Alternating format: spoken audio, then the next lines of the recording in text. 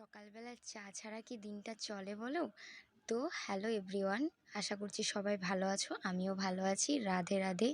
সকালবেলা আমি আজ অনেক ব্যস্ততার মধ্যে দিয়ে দিনটা গেছে।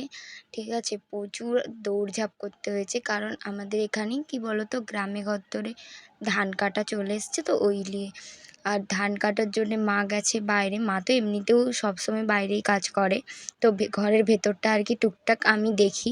আমি আর ঠাম্মামণি দুজনেই দেখি। তো সকালবেলা দেখলে আলু ভাজলাম, সবাইকে খেতে দিলাম, বাপিকে ওষুধ দিলাম। তারপরে এখানে জলটা সকালবেলা একবার ধরা হয়ে গেছিলো, এখন বাজে 10:30 11টার মতন। ঠিক জানি না, মেবি হবে হয়তো, হবে একটা, ঠিক আছে। তারপর এখানে জল একে একে ভরে নিচ্ছিলাম। আর হচ্ছে একটা জায়গা যাওয়ারও আছে, ওটাও শেয়ার করব। লাস্ট অব্দি ভিডিওটা দেখো, দেখলেই বুঝতে পারবে। তো এখানে ঠাম্মা আমার কি একটা কথা বলছিল, ঠিক আছে, অতটা মনে নেই এখন, ভয়েস দেওয়ার সময় মনে পড়েনি। দৌড়ঝাঁপ করে সারাদিনটা আমাদেরকে কাটাতে হয়। আসলে গ্রামে গঞ্জে থাকলে কি বলো তো, মানে কাজ একটু বেশি হয় সত্যি কথা বলতে।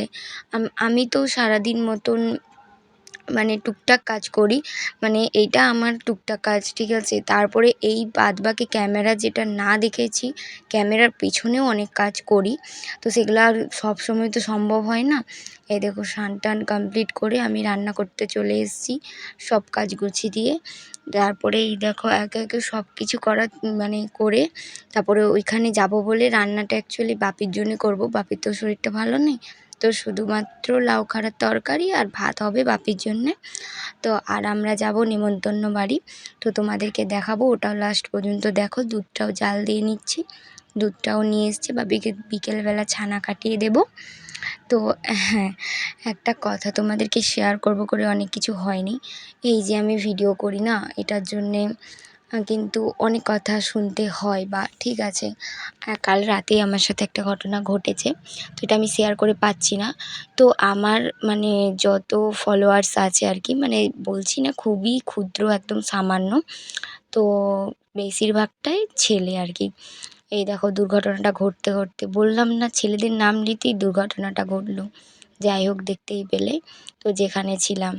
তো মেবি দুটো বাইকে করে ছেলে ছিল, তো সেই ছেলেগুলো আমি চিনিও না জানিও না। এবারে আমি ভিডিও করছি বলে তারা এইটা কটাক্ষ করে, মানে উট্টেঙালি বা যেই ভাষায় তোমরা বলো না কেন, ঠিক আছে, হয়তো তারা পড়াশোনা করেও অশিক্ষিত, তো আমি বলবো না, তাদের ফ্যামিলিকে নিয়েও তুলবো না, কিছুই করবো না।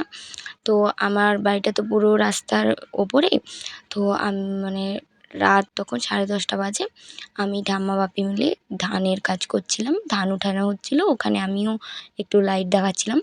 তো তারা বলছে এই ইউটিউবার এই ভিডিও এরকম করে বাইকটা জোরে জোরে চলে যাচ্ছে।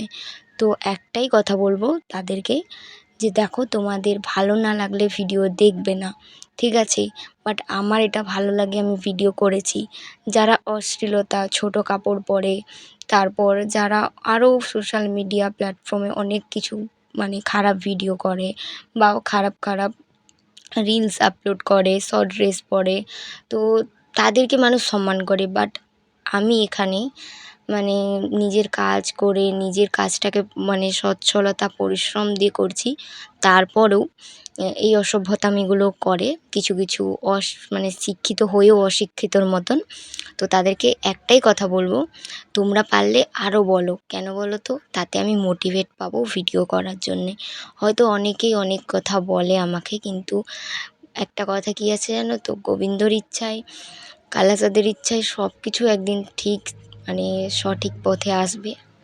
সেটা এখন আমি বলছি না, একটা টাইম, ঠিক আছে। যাই হোক, ওই সব কথা ছাড়ো। তো দেখো স্নান টান কমপ্লিট করে বাপি রান্নাটাও কমপ্লিট অর্ধেকটা করে দিয়ে আমি বেরিয়ে গেছিলাম নেমন্তন্ন বাড়ি। হ্যাঁ, আমি একাই যাচ্ছি, কারণ ঠাম্মা আগে চলে গেছে।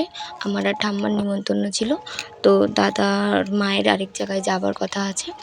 এই দেখো রাস্তায় আস্তে আস্তে কেউ নেই, ফাঁকা রাস্তা পুরোটাই, আমি যাচ্ছিলাম আর কি। তো একটাই কথা, মানুষ কি করে এই অসভ্যতামিগুলো করে বা বলে আমি বুঝতে পারি না, ঠিক আছে। হয়তো তার আর হয়তো আমাকে পছন্দ নয় বা কিছু নয়। বাট এইসব বলার কী দরকার, জাস্ট ফ্যামিলির সামনে বলেছিল বলে। বাট আমার সামনে বললে আমি কোনোদিনও কাউকে ঘুরে কোনো কথা বলতে পারি না। কারণ কী বলো তো, আমি খুব চুপচাপ, মানে ঘরের লোকের সাথে আমি খুব কথা বলি, বাট বাইরের লোকের সাথে আমি খুব কম কথা বলি।